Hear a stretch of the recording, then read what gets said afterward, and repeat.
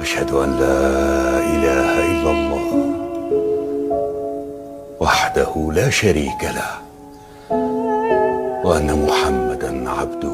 Ramai orang keliru tentang penilaian mereka tentang at-tasawuf, sehingga bila mana disebut tasawuf adalah akan dikenali ini orang yang suka naik pergi ke gunung dan tidak berinteraksi dengan khalayak ramai, atau orang yang kalau dia tasawuf pakaiannya mesti tak kemas, mesti kusut masai, mesti dia kotor.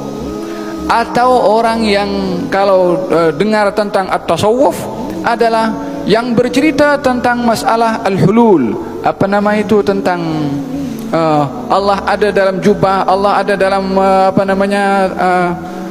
dalam tangan aku, dalam pandangan aku.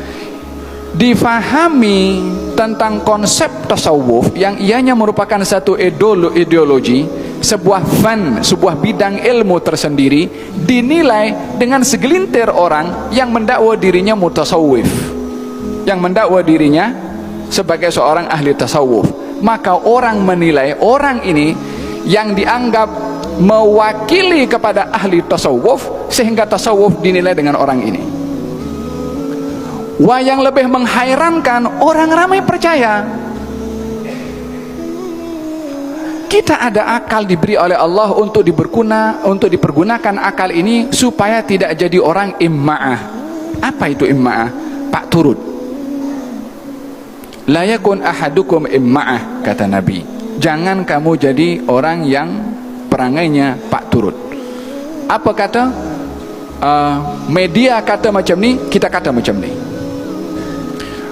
Fulan itu yang namanya masyhur bercakap tentang golongan ini macam ni, kita ikut dia cakap macam ni. Fulan itu yang begini bercakap macam ni, kita ikut cakap macam ni. Ini imma'ah. Ikut apa orang cakap, ikut apa orang buat, tanpa memastikan yang dibuat dan dicakapkan itu benar atau tidak.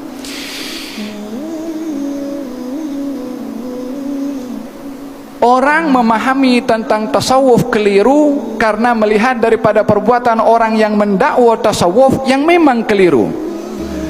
Sebelum orang yang mendakwa dirinya itu bertasawuf disalahkan orang yang tak suka kepada tasawuf, ahli tasawuf sendiri salahkan kepada orang itu. Jadi kita dengan yang tak suka dengan tasawuf sama-sama sepakat kalau orang yang punya perangai tasawuf macam ini salah, tapi problemnya dia hantam kromo semua. Gal kata Sayyidina Al-Junaid ibn Muhammad, Sayyidul Ta'ifah, seorang ahli tasawuf terkemuka. Ini pun juga dikatakan tasawuf ini ada unsur Hindu, wala ada unsur entah agama entah daripada mana. Sebab apa mengatakan demikian? Tidak mengkaji tentang tasawuf itu, apa dia punya tiangnya, apa dia punya rujukannya, sandarannya itu apa tasawuf.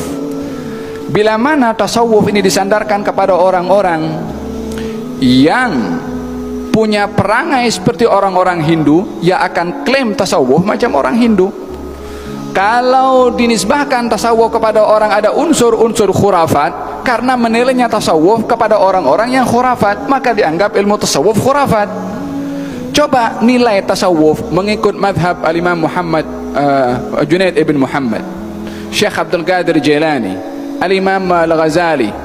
Coba kita cari, kaji, baca apakah tasawuf mengikut ulama-ulama itu.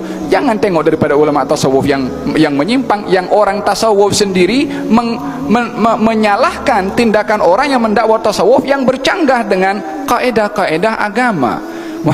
Junaid ibn Muhammad mengatakan, kalau kamu tengok orang yakni luar biasa, boleh menampakkan perkara yang mungkin kalaupun boleh terbang di atas awan ke, wala jalan di atas lautan ke, nampaknya ini keramat wali min auliyaillah. Belum tentu.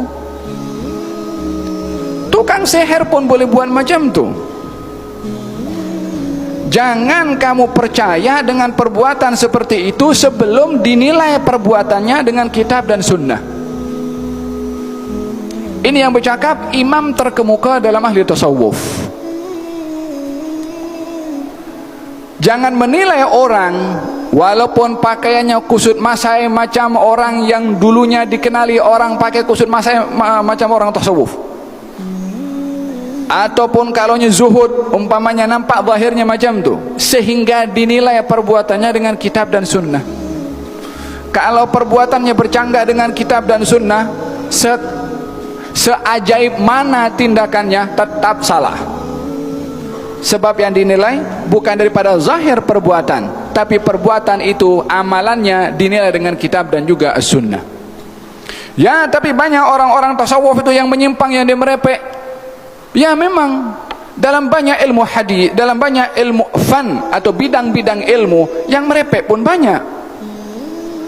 Bukankah dalam ilmu hadis kita ada namanya hadis maudhu? Yani hadis apa namanya? Maudhu, palsu. Bukankah yang bikin tu ilmu orang-orang yang merepek juga, orang yang pendusta juga? Adakah kita akan katakan ilmu hadis ini menyimpang daripada agama disebabkan oleh karena ada orang memalsukan hadis? Yang memasukkan hadis, palsu hadis memang salah, tapi bukan salah ilmu hadisnya.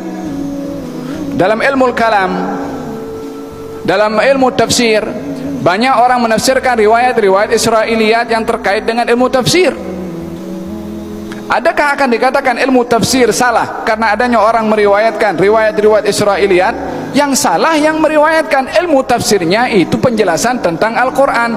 Kenapa dalam ilmu tafsir boleh memahami, dalam ilmu hadis walaupun ada pendusta dan ada yang buat hadis maudhu, dalam ilmu mustalah hadis masih mereka boleh terima. Dalam ilmu tasawuf ada orang yang pendusta juga tapi tak mau terima, hantam kromo, tasawuf tak boleh pakai, kotor katanya.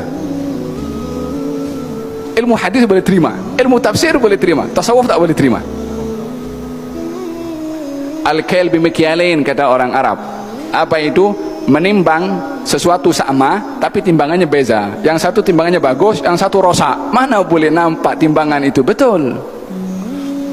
Timbanglah ilmu, madhab, aliran, pemikiran adalah rujuk kepada sumbernya, tapi bukan kepada orang yang praktis. Kalau kita akan menilai kepada daripada perbuatan orang, maka sama dengan kita apa media barat yang mengklaim tentang agama Islam sebagai agama irhab, agama teroris, agama ekstrem, agama jahat, sebabkan yang dipubliskan oleh mereka macam tu. Faham dong?